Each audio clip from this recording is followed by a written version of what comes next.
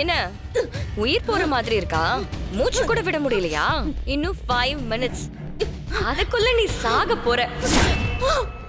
உனக்கு இந்த juice delivery பண்ணதே தனா தான். நான் எதுக்கு டெலிவரி காலா வந்து ஜூஸ் கொடுக்கணும்? அத நான் சொல்றேன் தனா. நீ புரோகிதர் கொண்டு வந்த பஞ்ச பாத்திரத்துக்கு பதிலா விஷம் கலந்த தீர்த்தம் உள்ள பஞ்ச பாத்திரத்தை மாத்தி அனுப்புனியே, அந்த தீர்த்தத்துல தான் ஜூஸ போட்டு உனக்கு கொடுத்தோம். நீ விதைச்ச வினை உன் கழுத்து இருக்குது பாத்தியா? மூச்சு விட முடியலையா? தொண்டை அடக்கிதா?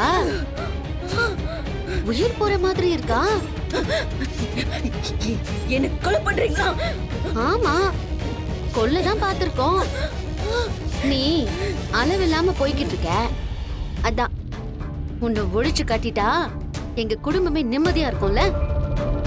சாவடி.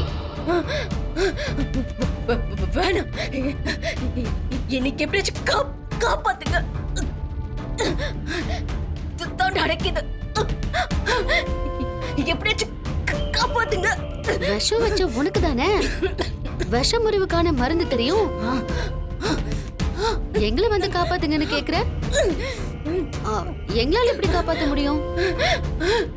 வேணாம், என்னை எப்படியாச்சும் காப்பாத்து. மாயா எப்படி கெஞ்சுற பாரு.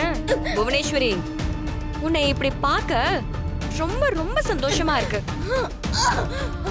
உன் உயிர்னா உனக்கு வெள்ளை கட்டி, மத்தவங்க உயிர்னா வேப்பங்குழந்தா. இங்க பார், இப்ப தெரியுதா உனக்கு ஒரு உயிரோட வேல்யூ என்னன்னு? இந்த வீட்டுல நம்ம நிறைய காசு வாங்கி இருக்கிறோம். நல்லா இறங்கி குத்துறா.